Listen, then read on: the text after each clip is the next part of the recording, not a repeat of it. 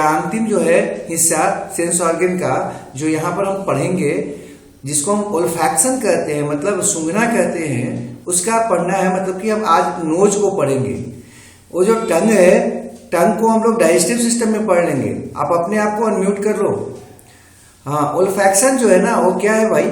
ओल्फैक्शन जो है ना वो फंक्शन है नेजल ट्यूब का, जो अपर रिस्पायरेटरी ट्यूब का हिस्सा है। अपर रिस्पायरेटरी ट्यूब हम लोग रिस्पायरेटरी सिस्टम में देखते हैं कि गला में फेरिंक्स से ऊपर का जो हिस्सा होता है, जहां पर फेरिंक्स शुरू होता है उससे ऊपर का जो हिस्सा होता है कि हमारा जो रिस्पायरेटरी सिस्टम है, रिस्पायरेटरी सिस्टम में जो आपका ट्यूब होता है उसको रिस्पायरेटरी ट्यूब कहते हैं। और उसमें फेरिंक्स से ऊपर का जो हिस्सा होता है उसको कहते हैं अपर रिस्पायरेटरी ट्यूब। ठीक है, अपर रिस्पायरेटरी ट्यूब में जो नेजल ट्यूब है वो आपका हिस्सा है किसके लिए जिम्मेवार? ओल्फैक्शन के लिए। अब नेजल ट्यूब क्या होता है? तो नेजल ट्यूब को हम लोग नेजल पैसेज या नेजल चैम्बर कहते हैं। ये लॉन्ग होता है, क्वाइल्ड होता है, ट्यूबुलर स्ट्रक्चर होता है और एक दूसरे से सेपरेटेड होता है नेजल सेप्टम से। ये जो है ना डिफ्रेंशिएटेड होता है 3 रीजन में। आपका जो नेजल ट्यूब होता है उसकी संख्या कितनी होती है? 2 होता है। ठीक है, और वो आपका लंबा क्वाइल्ड होता है। इसमें आपका 3 हिस्सा पाया जाता है नेजल ट्यूब में। आप लोग को हम बोर्ड पे बताते, लेकिन यहाँ पर क्या है, चूंकि अभी बोर्ड पर का काम नहीं है इसलिए हम यहाँ पर डायरेक्ट जो है ना स्क्रीन शेयरिंग से देख रहे हैं। अभी यहाँ पर हम बात कर रहे हैं कि जो नेजल ट्यूब है उसमें कौन कौन सा हिस्सा होता है। नेजल ट्यूब को 3 भाग में बांट देते हैं। एक है वेस्टिबुलर रीजन, जो नेजल ट्यूब का सबसे अगला हिस्सा होता है, एंटीरियर मोस्ट पार्ट होता है, जो आपके जस्ट नॉस्ट्रिल के अंदर होता है। नॉस्ट्रिल जो सबसे आगे का छेद होता है। ठीक है, फिगर से और हम दिखाएंगे इसको। ये जो है आपका नॉस्ट्रिल का के बाद का जो हिस्सा होता है आपका नेजल ट्यूब का, उसको वेस्टिबुलर रीजन बोलते हैं। और इसका काम क्या है भैया? तो इसमें स्किन होता है और हेयर्स होता है।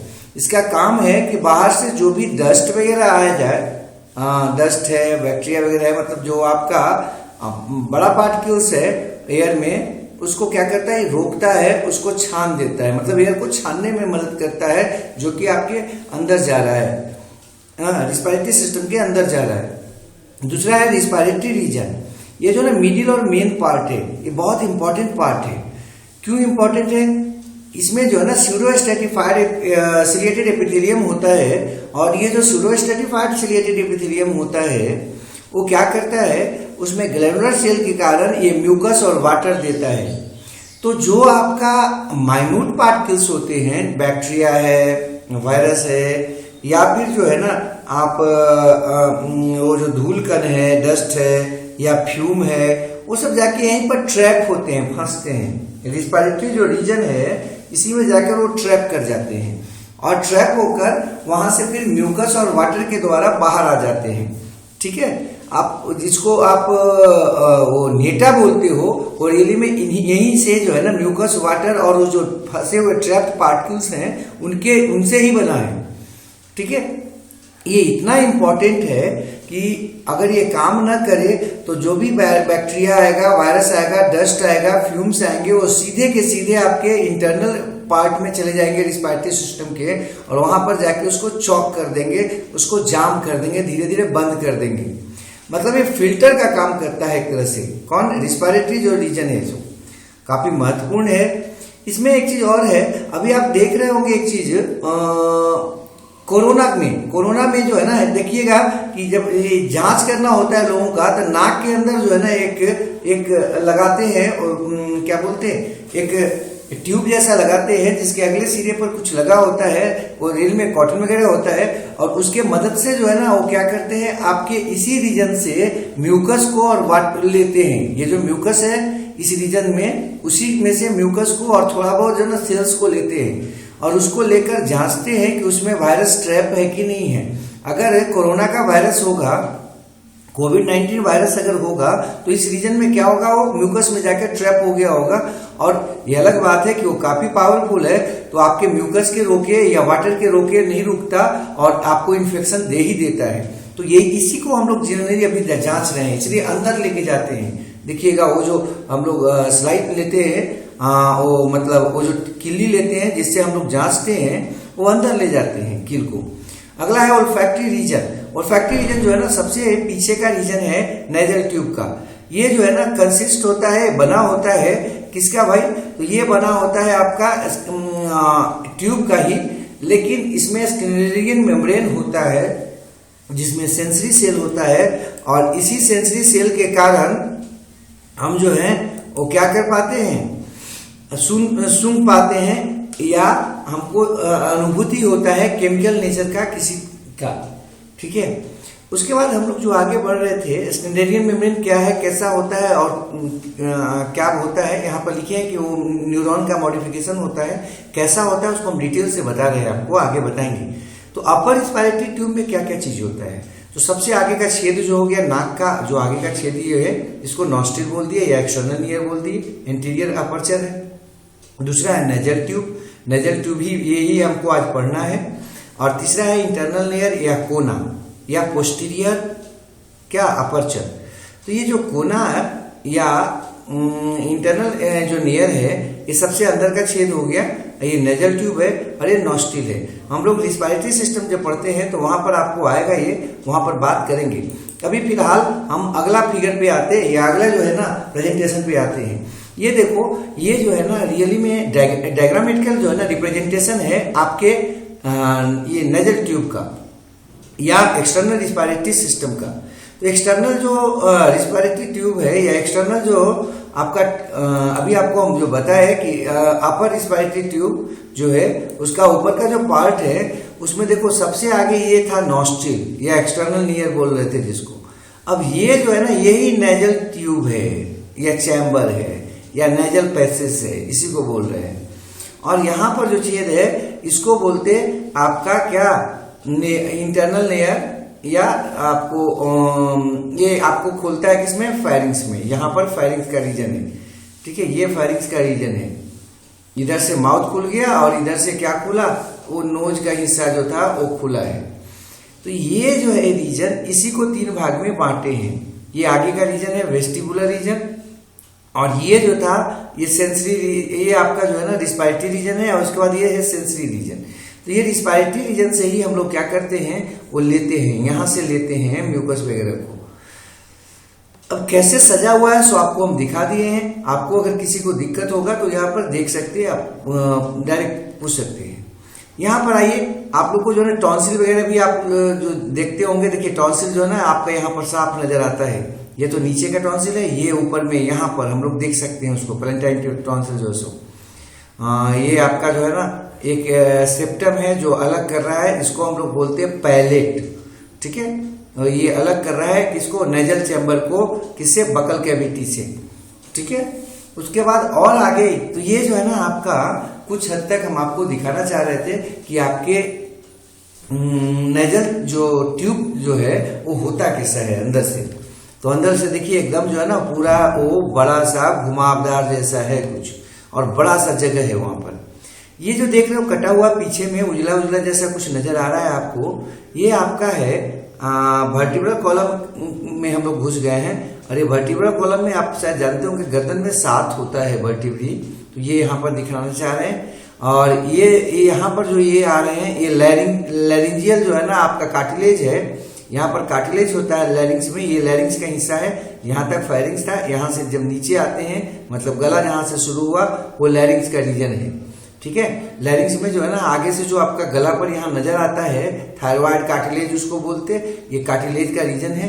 यहाँ पर देखो थायराइड ग्लैंड है, जहाँ ये कहाँ, जहाँ गर्दन नीचे की तरफ शरीर से ढका ये जुड़ रहा है ना, धड़ से जुड़ रहा है गर्दन, वहां पर देखो थायराइड ग्लैंड है। ठीक है, हम इसको इसलिए दिखा रहे हैं कि आपको आइडिया हो जाए कि रियली में हमारे शरीर के अंदर कहाँ पर कैसे कुछ होता है। देखो यहाँ के बाद जो होगा वो ट्रेकिया कहलाएगा। ठीक है, यहाँ के बाद का जो रीजन है ये ट्रेकिया कहलाएगा। ट्रेकिया आगे चला गया और पीछे ओसोफेगस चला गया। तो यहाँ पर जो है ना ये आ जाओ, ये लैरिंग्स का रीजन है और ये जो है ना ओसोफेगस का रीजन है। ठीक है, यहाँ से लैरिंग्स शुरू हो गया। ठीक है, अब हम अगला फिगर पे आते हैं। ये तो हो गया डायग्रामेटिकल, डायग्राम से बनाकर देखे, इसमें सब कुछ का आपका किया हुआ है लेवलिंग। आपको अगर दिक्कत होगा तो कोई इंटरनल लेयर यहाँ किया हुआ है, ये आपका जो है ना यहाँ पर किया हुआ होगा, ये आपका क्या था, सेंसरी रीजन था। ये बीच वाला ये यहाँ पर था वेस्टिबुलर रीजन, और आगे आपको बताया ही है जो 3 रीजन में हम आपको बांटे थे, वेस्टिबुलर रीजन, रिस्पायरेटरी रीजन और कौन ऑल्फैक्टरी रीजन, वो तीनों आपको नजर आ रहा होगा। अब आगे हम लोग बांटते, ये जो है ना, ये आपका मरा हुआ आदमी है, हाँ लाश है, उसको जो है ना काट के और उसका ये फिगर दिया गया है, ठीक है। अर्थात ये जो है आपका रियली में ये जो है ना कैसा नजर आता है। तो एक आदमी का जो है ना, वो आप सुनते होंगे कि आदमी जो होता है ये या कोई मरता है तो उसका पोस्टमार्टम किया जाता है। तो पोस्टमार्टम के समय जो है ना ये आपका देखा गया है कुछ हद तक, थोड़ा ये सड़ा हुआ है लाश, इसलिए क्लियर जो है ना अंदर में जैसा होता है वैसा नजर नहीं आ रहा, लेकिन हाँ है उसी का रीजन। अब देखिए ये तो आपका नोस्ट्रिल का है, यहाँ से जो है ना नाक का छेद है, और ये पूरा बोनी स्ट्रक्चर केवल नजर आ रहा है क्योंकि मांस से सड़ा हुआ है। अभी यहाँ पर देखिए टॉन्सिल का भी थोड़ा सा रीजन है, अंदर वाला पूरा खराब नहीं हुआ है। नेसोफेरिंग्स है वो आपको यहाँ पर नजर आ रहा है। तो रियली में ये जो हम दिखाना चाह रहे हैं, तो ये आपका क्या है, वो आपका बॉडी का पार्ट है जो काटा हुआ है, ठीक है। उसके बाद आगे बढ़ते हैं, यहाँ पर देख लीजिएगा इसको, और अपना जो है ना स्क्रीनशॉट सबका ले लीजिएगा। ये हो गया, इसका स्क्रीनशॉट ले लीजिए, इसका ले लीजिए, अपना जो है ना देख लीजिएगा, कुछ पूछना होगा तो आप पूछ सकते हैं, ठीक है। अब बात करते हैं हम नेक्स्ट का। अगला है नोज, मतलब यही हम लोग को रियली में यहीं से पढ़ना था। उसका बात करते हैं कि नोज में आ जाते हैं। नोज जो है उसमें बात अगर करें तो क्या होगा, नोज में अगर बात करते हैं, यही हमको यहाँ पर पढ़ना था। ये जो है डिटेक्शन करता है स्मेल का, अतः इसको ओल्फैक्टरी सेंस ऑर्गन कहते हैं। किसको, नोज को। इसमें जो है ना ओल्फैक्टरी म्यूकोसा होता है, जो जिसमें दो को आपका रचना जो है ना महत्वपूर्ण है। इसमें ओल्फैक्टरी म्यूकोसा में, ओल्फैक्टरी म्यूकोसा जो था, म्यूकोसा शब्द जब भी आएगा ना तो वैसा लेयर को आता है, इंटरनल लेयर को आता है जिसपे म्यूकस निकलता है, मतलब ये म्यूकस निकालने वाला है लेयर, एपिथेलियम। इसमें 2 चीज होता है प्रमुख रूप से, एक ओल्फैक्टरी एपिथेलियम होता है, दूसरा लैमिना प्रोपिया होता है। ओल्फैक्टरी म्यूकोसा जो होता है या एपिथेलियम जिसको बोल रहे थे, इसको हम लोग स्किनेरियन मेम्ब्रेन भी कहते हैं। ये जो स्किनेरियन मेम्ब्रेन था, इसी को हम आपको पीछे दिखाए थे, स्किनेरियन मेम्ब्रेन को पीछे दिखाए थे, ठीक है। अब इसमें जो स्किनेरियन मेम्ब्रेन, ये जो सबसे शुरुआत में हम जब आपको शुरू किए थे तो आपको बताया था कि जो ओल्फैक्टरी रीजन है उसमें स्किनेरियन मेम्ब्रेन होता है, और उसी को अब जो है ना यहाँ पर लिखने का बात है। तो ओल्फैक्टरी म्यूकोसा जो होता है उसी को हम लोग क्या कहते हैं, स्किनेरियन मेम्ब्रेन कहते हैं। और ये होता कहाँ पर है, तो रूफ पर होता है नेजल ट्यूब का, ठीक है। दोनों साइड में, नेजल सेप्टम के दोनों साइड में। नेजल सेप्टम आपको बताए थे कि आपका जो नेजल ट्यूब होता है उसको दोनों तरफ का जो नेजल ट्यूब होता है उसको बीच में जो पाया जाता है डिवाइडिंग लाइन, उसी को नेजल सेप्टम कहते हैं। ओल्फैक्टरी म्यूकोसा का जो करीब लंबाई होता है वो करीब 5 सेंटीमीटर होता है। हाँ, पूरा उसका एरिया कवर कर रहे हो। अब ये जो है ना, ये आपका स्यूडो स्ट्रेटिफाइड एपिथेलियम का बना होता है। स्यूडो मतलब समझते हो ना, फॉल्स। टिश्यू पढ़ाएंगे एनिमल टिश्यू, तो उसमें स्यूडो स्ट्रेटिफाइड एपिथेलियम आराम से हो जाएगा। ये नेजल ट्यूब का लाइनिंग कर रहा है तो कोई दिक्कत नहीं होना चाहिए। और इसमें जो है 3 प्रकार के सेल्स होते हैं। हाँ, पहला जो सेल्स होते हैं ओल्फैक्टरी सेल होता है, दूसरा जो होता है सस्टेंटेकुलर सेल्स होता है, और तीसरा बेसल सेल्स होता है। आपका जो ओल्फैक्टरी एपिथेलियम है, ओल्फैक्टरी म्यूकोसा है, उसका सबसे महत्वपूर्ण जो रीजन होता है, आप बोलोगे सर तो यहाँ पर ओल्फैक्टरी एपिथेलियम, ओल्फैक्टरी म्यूकोसा का एक भाग था, फिर सबको एक साथ कर दिए। देखो हम इसलिए इसको एक साथ कर दिए ना, रियली में यहाँ से जो है ना, यहाँ से आपका स्यूडो स्ट्रेटिफाइड एपिथेलियम जो है ना, यहीं से शुरू हुआ था। कौन, ओल्फैक्टरी एपिथेलियम। लेकिन सबको हम इसलिए एक साथ कर दिए कि इससे क्या होगा, पढ़ने में आसानी हो जाएगा। वो जो ओल्फैक्टरी सेल है, ओल्फैक्टरी सेल जो है ना, वो आपका मॉडिफाइड न्यूरॉन होता है। न्यूरॉन के बारे में पढ़े ही होंगे। न्यूरॉन जो है उसके साथ डेंड्राइट्स होता है, और डेंड्राइट्स जो होता है ना, वो ऊपर की तरफ निकला होता है, लाइनिंग की तरफ निकला होता है।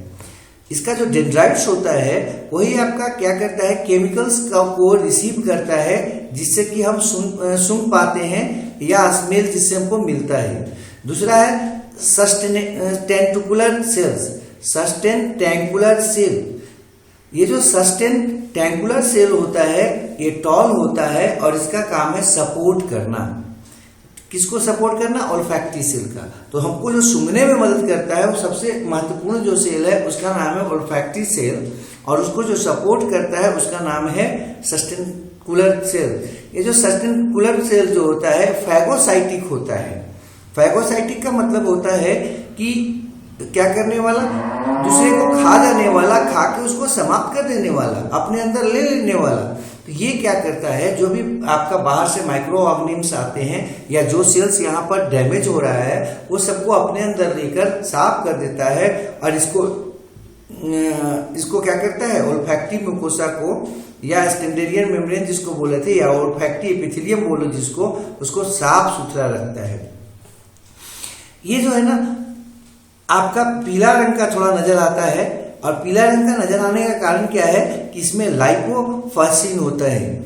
तो लाइपोफासिन के कारण ही ये क्या होता है, या लिपोफासिन के कारण ही ये कैसा नजर आता है? थोड़ा पीला रंग का नजर आता है, चूंकि वो पीला होता है। तीसरा जो सेल है आपके किसमें भाई? नेजल एपिथेलियम में या ओल्फैक्टरी एपिथेलियम में, उसका नाम है बेसल सेल। बेसल सेल जो होता है वो आपका छोटा होता है और अनडिफरेंशिएटेड सेल होता है। उसमें जो है ना उसका काम क्या है? अनडिफरेंशिएटेड समझ रहे हो ना? इमैच्योर मतलब जो मैच्योर अभी नहीं हुआ है, ठीक है। इसका काम क्या है कि जो सस्टेंटेंकुलर सेल है उसको बनाना। अब बोलोगे क्यों? उसको क्यों नहीं बनाना है? ओल्फैक्टरी सेल को। ओल्फैक्टरी सेल का जो है ना काम क्या है? केमिकल को रिसीव करना। और सस्टेंटेंकुलर सेल जो है इसका काम क्या है? आपको सपोर्ट देना प्लस सुरक्षा प्रदान करना। मतलब ये लड़ाई करते रहता है प्रोटेक्शन के लिए। तो जब ये आपका प्रोटेक्ट करने के लिए उलझेगा बैक्टीरिया से, वायरस से या और दूसरे माइक्रो ऑर्गेनिज्म से, तो ये क्या होगा? डैमेज भी होगा। तो इसको बनाते रहना है काम किसका? बेसल सेल का। तो ये हम लोग पढ़े ओल्फैक्टरी एपिथेलियम में कौन कौन से सेल पाए जाते हैं। तो ओल्फैक्टरी एपिथेलियम जो होते हैं, जिसको ओल्फैक्टरी म्यूकोसा का एक पार्ट बोल रहे हैं हम, तो इसमें जो है ना आपका 3 प्रकार के सेल्स होते हैं। और ये जो तीनों प्रकार के सेल्स होते हैं वो कौन कौन है? ओल्फैक्टरी सेल जो कि आपको सूंघने में मदद करता है। दूसरा है सस्टेंटेंकुलर सेल्स जो प्रोटेक्शन करता है, मतलब फैगोसाइटिक होता है और सपोर्ट करता है। तीसरा है बेसल सेल। बेसल सेल जो है ना वो क्या करता है? बनाता है सेल्स को, नए सेल्स को बनाता है जो वहां पर एपिथेलियम में है। जैसे सस्टेंटेंकुलर सेल जो है ना उसको ज्यादा जो भी जरूरत है आवश्यकता अनुसार उसको बनाता है। और ये ओल्फैक्टरी सेल जो है आपको हम फिर से बोल दे रहे हैं, ओल्फैक्टरी सेल जो है ना वो ज्यादा बनना संभव नहीं है। क्यों नहीं है संभव? क्योंकि आप लोग पढ़े होंगे कि न्यूरॉन जो है ना एक बार बनता है दोबारा नहीं बनता है। तो जो ये टूटता जाता है तो फिर धीरे धीरे आपका समय के साथ ये टूटता जाता है, लेकिन बनेगा नहीं नया। क्योंकि ये जो बेसल सेल है वो तो इसको बना रहा है। तो इसलिए समय के साथ आपका सूंघने का क्षमता जो है ना कम हो जाता है। जैसे जैसे समय बीतता जाता है सूंघने का क्षमता हमारा कम होता जाता है। अब इसको फिगर से देखे हैं हम लोग, ठीक है। फिगर में देख लो कौन सा सेल कैसा है। कुछ हद तक बताए हैं यहाँ पर। देखो ये लंबा सेल है यहाँ पर जिसका नाम है सस्टेंटेंकुलर सेल, ठीक है। ये ओल्फैक्टरी एपिथेलियम हो गया, ये लेमिना प्रोप्रिया हो गया। ये पूरे को ओल्फैक्टरी म्यूकोसा बोल रहे हैं, ठीक है। इसलिए आपको हम बोले थे कि हम वहां पर ओल्फैक्टरी एपिथेलियम ही बता रहे थे, लेकिन लिखे थे ओल्फैक्टरी म्यूकोसा, क्योंकि ये मेन पार्ट है ओल्फैक्टरी म्यूकोसा का, ध्यान रखिएगा। तो ओल्फैक्टरी म्यूकोसा जो था उसमें 3 प्रकार के सेल्स आपको बताए थे, वो तीनों सेल्स आप देख लो। एक है सस्टेंटेंकुलर सेल, ये हो गया लंबा सा। उसके बाद दूसरा देख लो बेसल सेल है, अनडिफरेंशिएटेड है, अपना कोई शेप नहीं है इसका नीचे। और तीसरा जो है ना ओल्फैक्टरी सेल है, सेंसरी ओल्फैक्टरी सेल।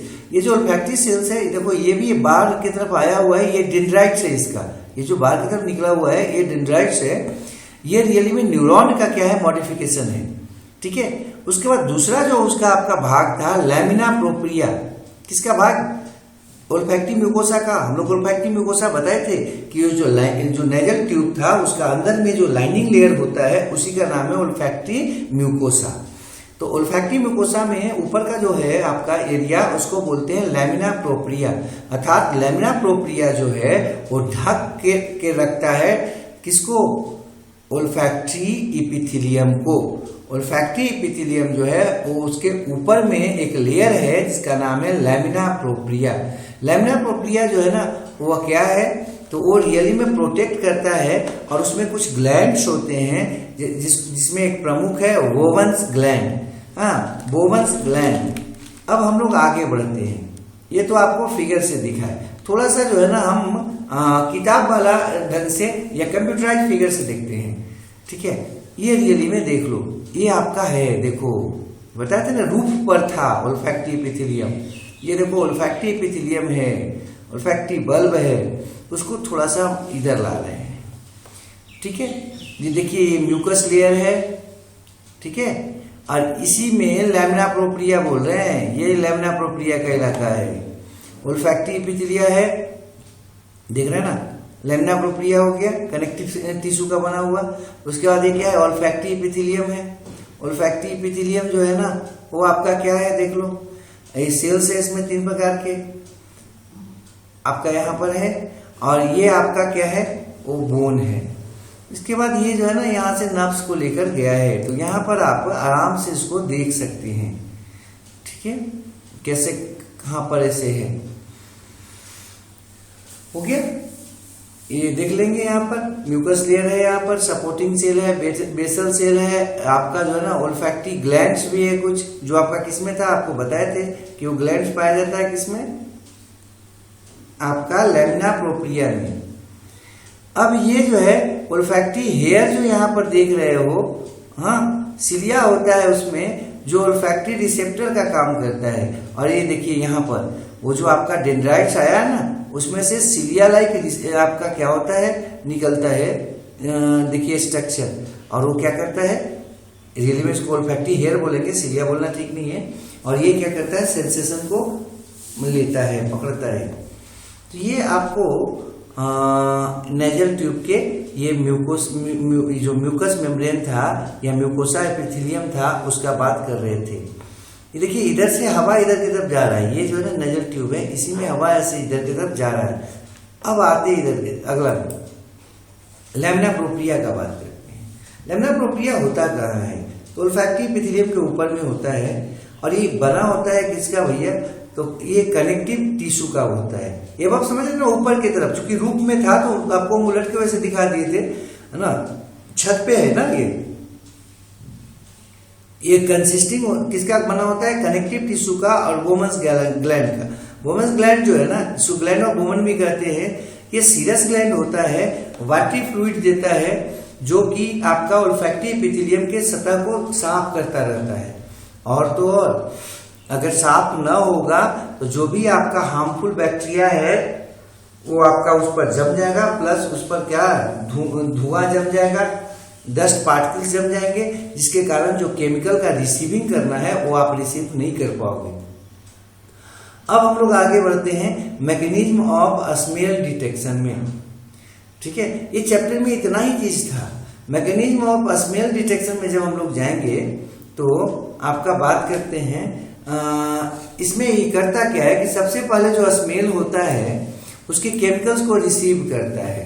ठीक है, रिसीव करता है, और रिसीव करता है किसके थ्रू? ओल्फैक्टरी सेंसरी सेल्स के थ्रू, और उसको क्या करता है? ट्रांसफॉर्म कर देता है, बदल देता है नर्व इंपल्स में। कौन बदलेगा भैया? ओल्फैक्टरी सेंसरी सेल्स जो थे वो बदलेंगे।